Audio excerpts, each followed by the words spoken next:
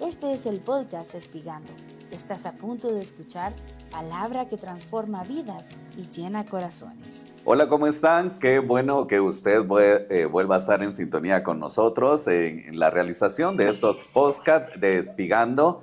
Es fascinante el poder explorar las escrituras y en este nuevo episodio de Espigando tenemos un tema muy interesante. Mi nombre es Gerson Méndez para presentarles el tema y la dinámica de este podcast. Tengo a Wendy Ardón. Juntos estaremos desarrollando este podcast. Bienvenida, Wendy. Gracias, Gerson. Hola a todos.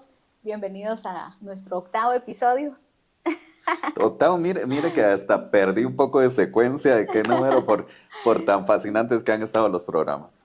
Sí, la verdad que gracias a Dios hemos podido estudiar la palabra esta temporada, estudiando el sacrificio de nuestro Señor Jesucristo. A ver cuánto nos dura. Vamos como en un tercio del libro, ¿verdad? Llevamos el capítulo número 2, lo empezamos el episodio anterior. Hoy vamos a hablar un poquito de Jesús, el Cordero de Dios, ¿verdad? Jesús, el Cordero de Dios.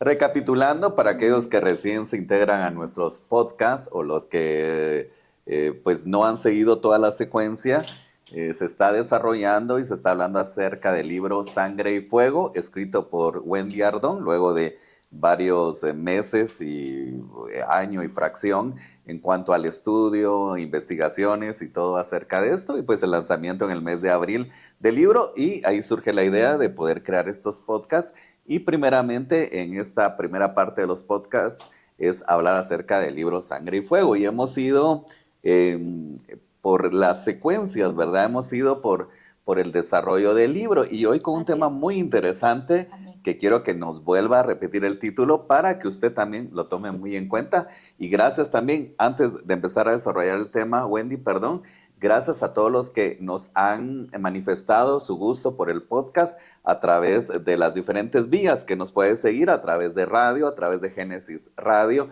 a través del YouTube y las diferentes plataformas en Remavisión, donde más pues le pueden Spotify, dar también estamos ajá. en Spotify, y de pronto en Facebook compartimos los links para las plataformas. Bueno, gracias a todos por sus comentarios. La verdad hemos tenido una muy buena recepción y buenos comentarios acerca de estos podcasts. Y ya consecutivamente o mientras se desarrolla el mismo, vamos a ir brindando un número de teléfono o un acceso a través del cual tú nos puedes comentar. El tema más que interesante, Wendy, hablar acerca de eso, acerca de Jesús y sus facetas, pero también conocer a Jesús desde el punto de vista humano y su desarrollo en la tierra. Amén, amén. Estuvimos hablando en los podcasts anteriores de por qué un cordero, ¿verdad? Cómo eran las características del cordero que iba a llegar al sacrificio, toda la sombra que está en el Antiguo Testamento, pero ahorita arrancamos a hablar ya más específicamente de Jesús, el Cordero de Dios, ¿verdad? Tenía que ser sin mancha, sin defecto, así como aquel cordero que la ley decía, ¿verdad? Que no estuviera enfermo, que no estuviera ciego, perniquebrado, que fuera sin defecto. El mejor tenía que ser el cordero perfecto, el que tenía que subir al altar. Y hoy pues vamos a estudiar eso, Jesús, el Cordero de Dios. Jesús, el Cordero de Dios. Hay diferentes facetas. Cuando hablamos de Jesús, hay que también comprender, entender la forma en que Él nació, en un lugar humilde, siendo el más grande de todos, el rey más grande de todos, nacer en el lugar más humilde, en uno de los más pequeños a nivel mundial, ¿verdad? Hablando de Belén, acerca del sector de Galilea y de Nazaret. Pero específicamente hay diferentes facetas de Jesús. Entender de que Él pues se hizo humano, se hizo carne, se hizo hombre, ¿verdad? Hablando del género humano y cómo fue antes de, pues, en todo este desarrollo del tema, que Él era el Cordero elegido para poder entregar su vida por todos nosotros. Amén, amén. Hablamos un poquito, justo cuando nació, ¿verdad? En Belén de Judá, hablamos de los reyes que le llevaron riquezas, ¿verdad? De hecho, hablamos un poquito del joven rico, que Jesús le dice, vende todo lo que tienes y repártelo a los pobres, porque según Hebreos, Jesús fue tentado en todo, Jesús. Y alguien podría decir, pero no fue tentado, por ejemplo, en las riquezas, en la posesión de bienes en la tierra. Y sí lo fue, porque cuando vemos a los reyes, usted comentaba, ¿verdad? Todo lo que habían llevado los reyes. cuando llega, que según Isaías no eran 3 reyes, como decíamos el martes pasado, sino multitud de reyes llegó a ver al Señor y le llevaron riquezas. Todo lo que el Señor recibió siendo todavía un bebé, eso fue riqueza que sus padres tuvieron que en algún momento de la vida entregarle a Jesús. Y si él le dijo al joven rico, ve y reparte todo lo que tienes, véndelo y repárteselo a los pobres, es porque él tenía la solvencia de haber repartido en algún momento riqueza. O sea, el Señor sí tuvo riqueza, porque esos reyes que venían de Oriente, que eran multitud de reyes, le dieron riquezas en su nacimiento. Entonces, Jesús fue tentado en todo. Todo. Hablamos un poquito de la niñez, de la adolescencia de Jesús, y pues hoy vamos a platicar un poquito más de eso, pero sin duda él fue tentado en todo, porque dice Hebreos que ese sacerdote nos convenía, porque él fue tentado en todo lo que nosotros somos tentados. La diferencia es que él sin pecado, pero él entiende la debilidad humana, él entiende cuando nosotros pasamos en un proceso de tentación. El sumo sacerdote que tenemos, que es Jesucristo, entiende perfectamente nuestras debilidades. ¿Por qué? Porque él en su tiempo en la vida, que según Lucas empezó su ministerio a los 30 años. Dice el libro de Lucas que teniendo 30 años arrancó el ministerio. Cuando llegó a bautizarse con Juan el Bautista, al momento de bajar a las aguas en el Jordán, ahí arranca su ministerio. Pero él fue tentado durante esos más de 30 años que estuvo en esta tierra, fue tentado en todo. Y es que a veces se puede pensar, Wendy, que el hecho de que Jesús, siendo el Hijo de Dios, estando en la tierra, era un ser extradimensional, era un ser que no iba a pasar los procesos, que no iba a sufrir las dificultades que cualquier ser humano, ¿verdad? O sea, muchos dimensionan ese nombre de Jesús como que él estaba parte de los seres humanos, ¿verdad? Sí, o piensan venció porque era Dios, ¿verdad? Claro, pero hay que entender de que él vivió los procesos, dificultades desde que nació, Claro, porque claro. él quería ser, o lo querían eliminar, ¿verdad? Tanto Herodes quería que él no naciera y Gerson, y rechazos desde el vientre. claro, Escuchar al papá decir, ese bebé no es mío, porque obviamente él nunca había tocado a María, él no conocía a María como mujer, se habían guardado ambos. Entonces él recibió el rechazo que muchos quizá hemos recibido en el vientre y que eso causa traumas y que ya la ciencia ha descubierto tantas cosas. Esas palabras Jesús las escuchó estando en el vientre de María, ese bebé no es mío, te dejo porque te amo, te dejo. La verdad que José fue un caballero, ¿verdad? Dejó a María en silencio porque él pudo exhibirla y eso le hubiera costado ser apedreada, hubiera sido terrible. Pero él fue un caballero, él la dejó en silencio, dice que decidió abandonarla, pero Dios le envía un ángel que se le mete a los sueños y le dice, no rechaces el fruto del vientre. Pero él escuchó eso, él tuvo rechazo de papá en el vientre. Y así fue tentado, como usted dice, desde el vientre hasta la cruz. Sí, perseguido desde niño, ¿verdad? Porque entendamos de que ellos tuvieron que ir desde el lugar donde él nació hacia Egipto. Hicieron un viaje, ¿verdad? Claro, pero huyeron a Egipto. Tuvieron que ir por revelación de Dios a través de un ángel. Entonces, toda esta secuencia nos dice parte de lo que Jesús tuvo que pasar desde niño. Sí, o sea, claro. no lo eximía el hecho de poder ser hijo de Dios a no pasar cualquier dificultad que cualquier ser humano puede pasar en esta tierra. Y tal vez podríamos decir que pues las tinieblas sabían quién era ese niño. Y estoy segura que así como a nosotros nos tientan, a él lo tentaron. Pero si él fue tentado en todo, porque nosotros podemos decir algunas tentaciones que vivimos, cada uno tenemos diferentes áreas, lo que pueda ser tentación para usted, de pronto no es tentación para mí, a todos nos tientan cosas distintas, ¿verdad? No es que lo mismo nos va a tentar. Dice que hay gente que no debe ni siquiera ver rojear el vino, porque pueda tener una adicción al vino. Entonces le dice, tú mejor ni lo veas, no lo veas caer en la copa. Pero hay gente que puede ver ahí las botellas de vino que no le causan ningún problema. Cada uno tenemos distintas tentaciones. Pero a Jesús las tinieblas, Gerson, le tiraron todo el arsenal de tentaciones. Seguramente todas las tinieblas estaban tratando de hacer caer al Hijo de Dios. Entonces a él, así como nos tientan a nosotros, lo tentarían, pero elevado a la 10ª potencia. Seguramente lo tentaron en cada momento con todo lo que las tinieblas tenían. Así que sí, él fue tentado en todo lo que nosotros podamos imaginar, todas las áreas de pecado que puedan existir, a él se las ofrecieron. Hay una serie, y eso lo platicamos fuera de micrófonos y fuera de cámaras, acerca del proceso del libro. Usted me comentaba acerca de que usted acudió a varias personas, a varios líderes, ministros, pero también acudió a personas que tenían conocimiento, hablemos de literatura, ¿verdad? De literatura.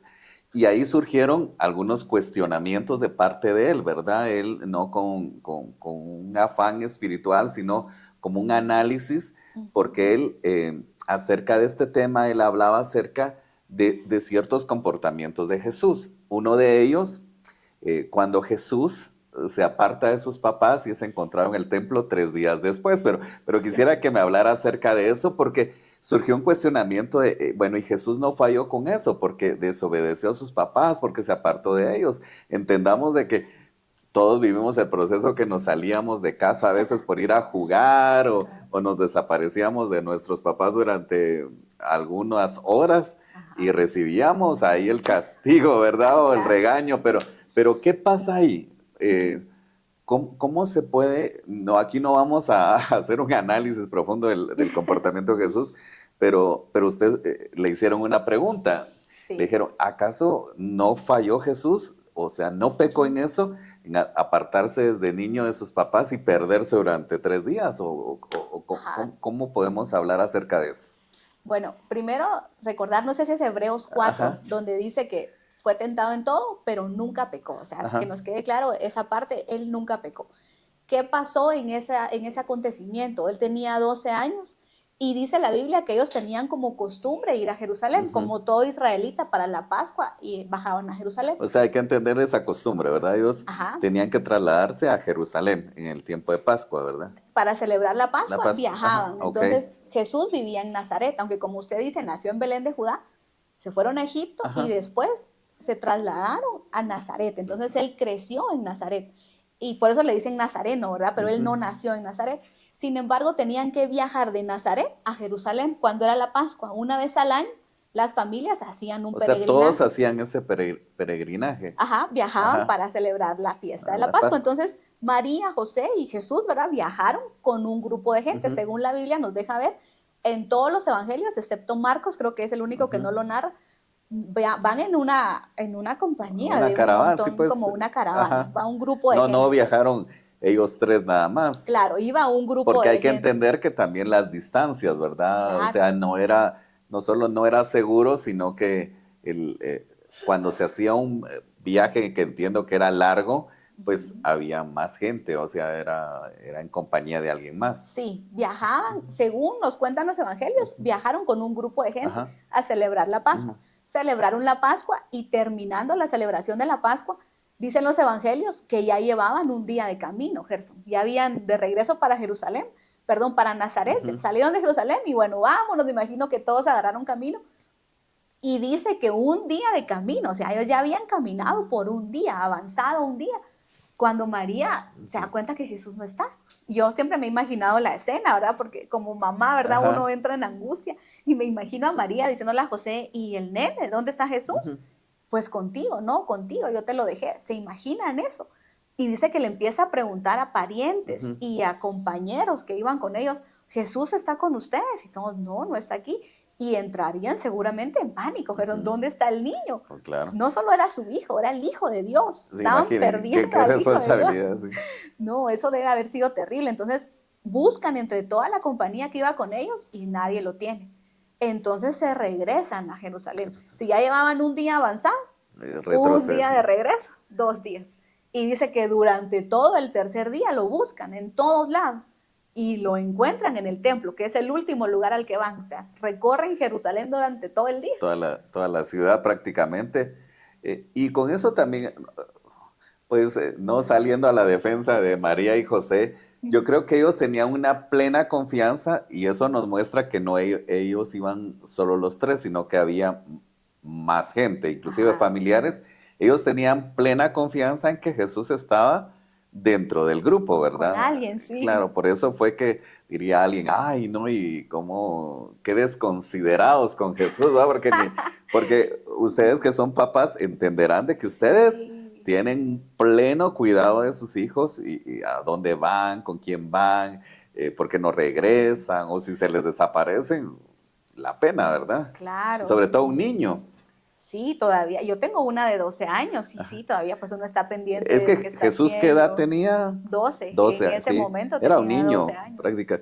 Entonces ellos tenían esa confianza de que estaba dentro del grupo y cuando se dan cuenta no era de esa manera y tuvieron que regresar Ujú. a Jerusalén. Regresan un día de camino, un Imagínate. segundo día. Lo buscan un día entero y dice que al final Ajá. van al templo, que creo que hubiera sido el primer lugar donde hubieran Sí, ido, yo creo ¿verdad? que Pensando pensaron quién en es todos los Jesús. lugares menos que en el templo, pero Sí, al último dejaron el templo y cuando llegan, dice la Biblia que lo encuentran dándole una cátedra a los maestros de la ley de ese tiempo. Yo siempre me he imaginado la escena del niño Jesús. Como les digo, yo tengo una de 12 años, están como entrando a la adolescencia y haberlo escuchado hablar con la elocuencia con la que seguramente hablaba Jesús. Dice que hacía preguntas y también respondía a las preguntas de ellos, porque el Señor siempre se caracterizó por eso, enseñaba haciendo preguntas y él mismo las respondía. Y dice que era un intercambio de preguntas y respuestas y que tenía a los maestros de la ley con la boca abierta. Y tan sorprendente fue que hubo gente que estuvo ahí escuchándole durante todo ese tiempo. sí. Y dice que María y José entran al templo y se quedan escuchando a Jesús y se sorprenden de la sabiduría que tenía ese niño. Todavía se quedan un rato oyéndole, ¿verdad? Las explicaciones que estaría dando del reino el niño Jesús. Pero de pronto dice que José, creo que la primera que le habla es María y le dice, ¿qué es esto que nos has hecho? Nos asustaste 3 días angustiados por ti. Pues sí. Y él les responde algo que muestra la inocencia de su corazón. Y es que aquí me gustaría mucho, y fue la respuesta que yo le di a esta persona que me hizo favor de revisar el libro, la primera persona que vio el libro, me dijo, no puedes obviar que Jesús simplemente fue bueno, hay que explicar esos detalles. Por eso metimos un poquito de esto. Pero Dios nunca mira, no nunca, sino Dios no mira la acción, sino la La intención del intención con corazón, que Gerson. lo... Ajá. Siempre uno tiene que pensar eso. Hagamos lo que hagamos, con qué intención lo estamos haciendo, porque alguien podría pecar incluso yendo a servir a la iglesia. Alguien que le toque, por ejemplo, limpiar el templo, por dar un ejemplo, pero tal vez va tarde, va corriendo, ya se peleó, se enojó en el tráfico, insultó a alguien, luego llega y los demás del grupo no llegaron y le tocó solo y ya está barriendo de mala gana, luego cuando ya llegan los otros les hace un mal gesto, pues ya está pecando, sirviendo en el templo puede estar alguien pecando, pero si alguien tiene una intención sana, una intención de agradar a Dios, aunque vaya tarde, va orando, va, Señor, ayúdame a llegar. Si no llega nadie, pues se apura y dice, bueno, a mí me tocó y lo hago con amor y lo hago con gratitud. Y cuando vienen, se alegra de que al final sí vino su grupo. O sea, depende de la intención con la que hagamos las cosas. Y la intención de Jesús no era ser un rebelde, no era asustar a sus papás, Ajá. no era huirse de la casa, no era rebelarse y ahora me voy a ir a vivir solo. No, lo que cuando María le hace la pregunta, le dice, ¿qué es esto que nos hiciste? Él le responde de una manera inocente. Ahí vemos la inocencia de Jesús. Le dice, madre, ¿no sabes que en los negocios de mi padre me es necesario estar? Le está diciendo, yo tengo la necesidad de predicar la palabra. 12 años, pero él tenía claro el ministerio, tenía claro a qué había venido a la tierra y le dice, yo tengo una necesidad. Y seguramente él llegó al templo y vio a los maestros quizá hablando, pues de qué hablarían, Gerson, si no tenían la presencia de Dios fluyendo en ellos. ¿Qué escuchó? Que dice, me sentí en la necesidad de meterme, de hablar, de enseñar.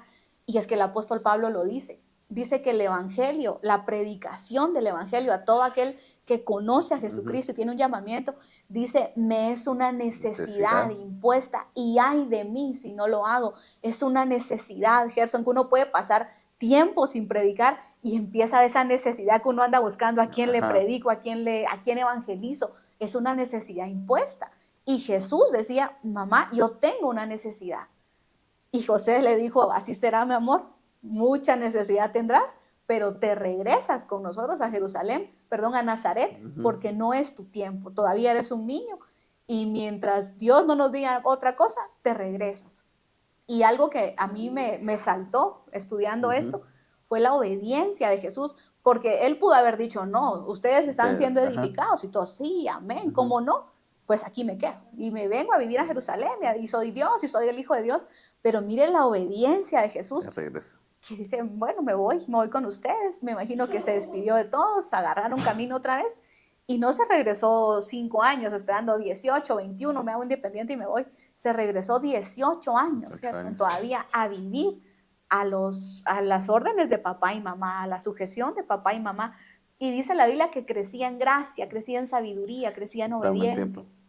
Estaba en un tiempo de formación y todo. Acá tengo quizá un par de cuestionamientos acerca de eso, porque es fascinante el poder encontrar, porque de repente a mí me ha tocado eh, en todo el desarrollo de medios y todo, ver a niños muy talentosos que hablan en público y uno dice, wow, o sea, este chico, a veces yo digo, este chico tiene talento, tiene un llamado, Ajá, ¿verdad? ajá. Y la forma en que se desarrolla.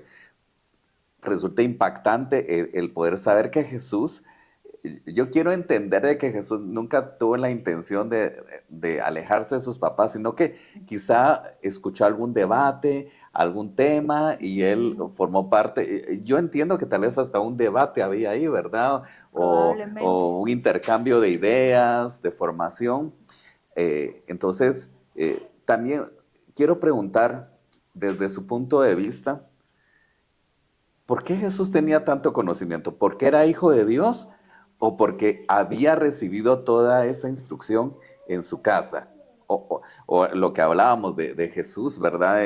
El Cordero de Dios. O porque dentro de la sabiduría de Dios lo colocó en un hogar que tenía una formación bíblica, una formación de la palabra. ¿O por qué cree que él tenía tanta sabiduría? ¿Simplemente por ser hijo de Dios o por qué? Sí, qué bonito, la verdad que sí, es muy bonito analizar eso, Ajá, porque podríamos pensar, como él era hijo de Dios, sabía todo, ajá, y realmente no, porque la Biblia dice que él crecía en ajá. conocimiento y en sabiduría, dice Hebreos. Entonces la pregunta es, ¿puede Dios crecer? Porque la parte Ujú, divina ya es. O sea, Dios no puede ni crecer ni decrecer, Dios es Dios.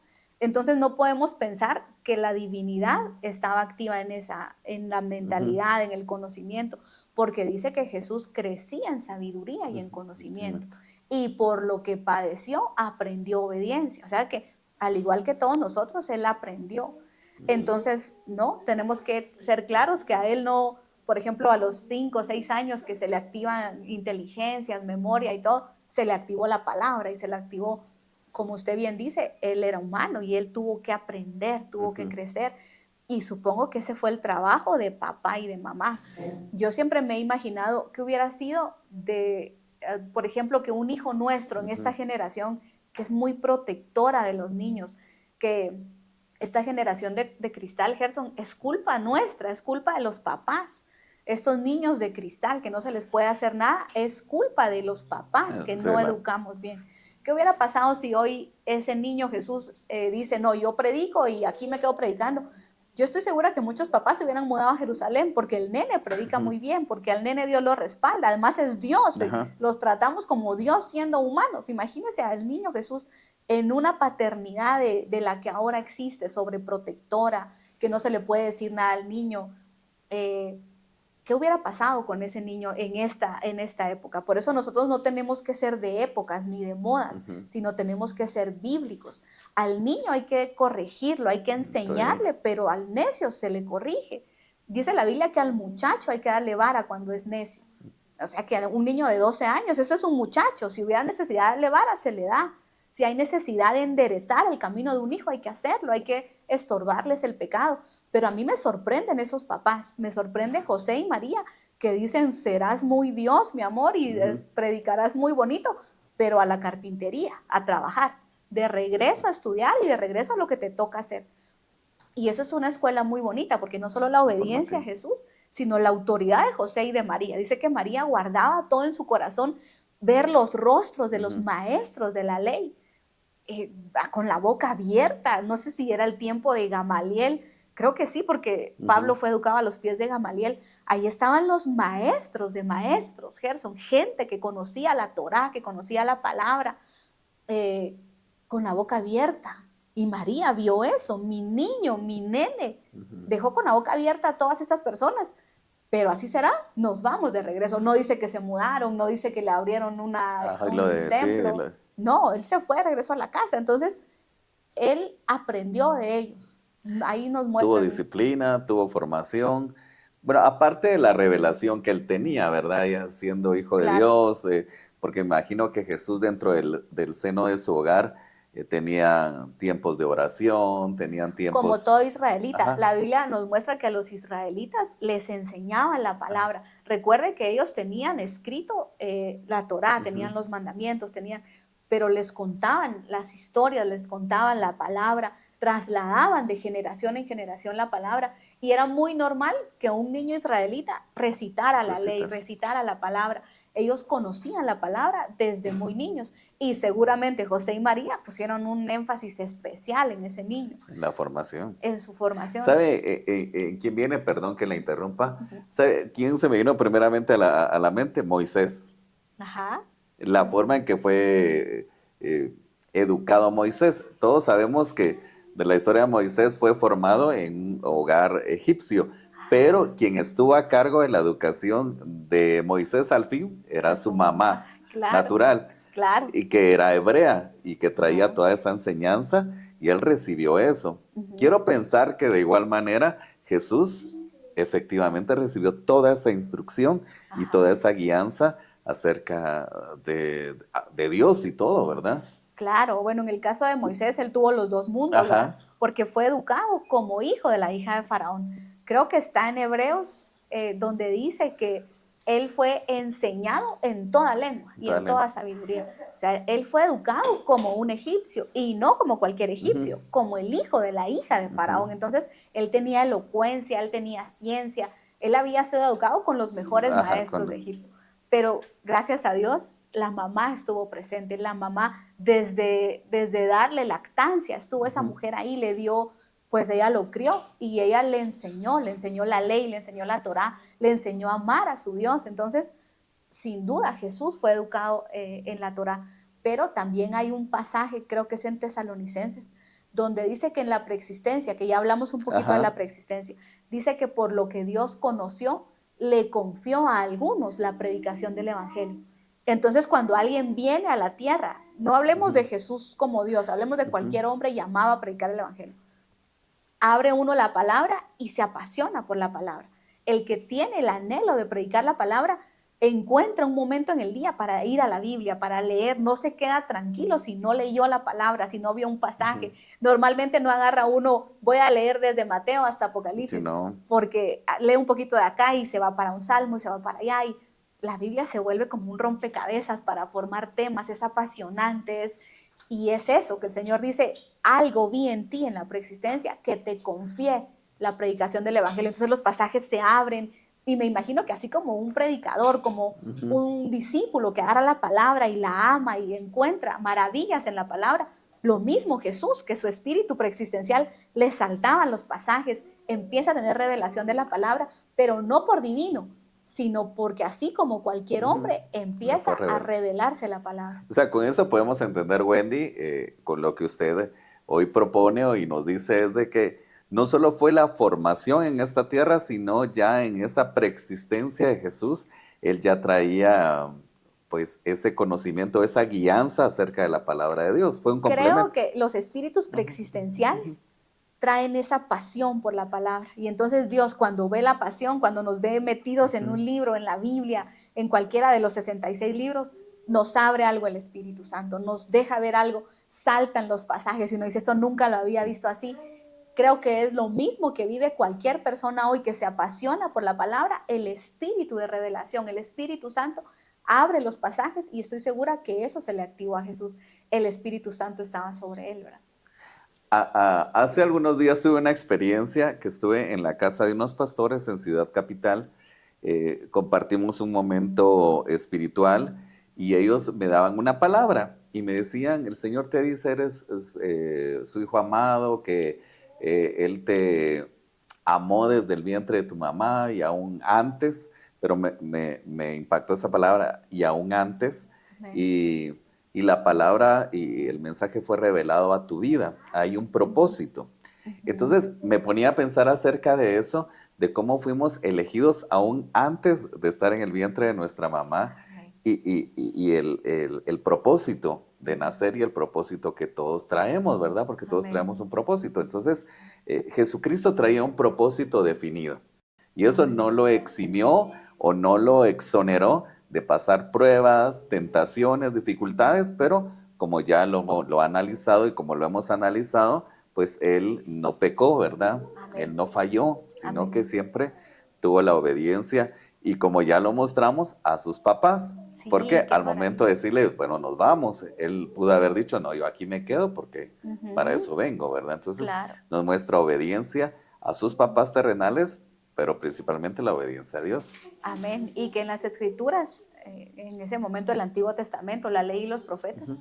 había cantidad de profecías dadas para él. Entonces, él veía la palabra y sabía, esto lo tengo que cumplir. Como Cordero de Dios, él tenía que cumplir toda la palabra que se había dicho sobre él.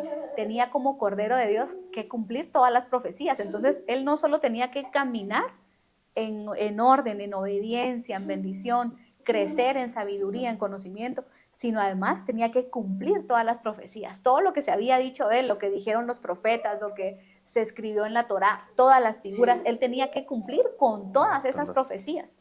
Por ahí en el libro tenemos en el segundo capítulo 25 profecías que el Señor cumplió. Dicen que hay más de 100, ¿verdad?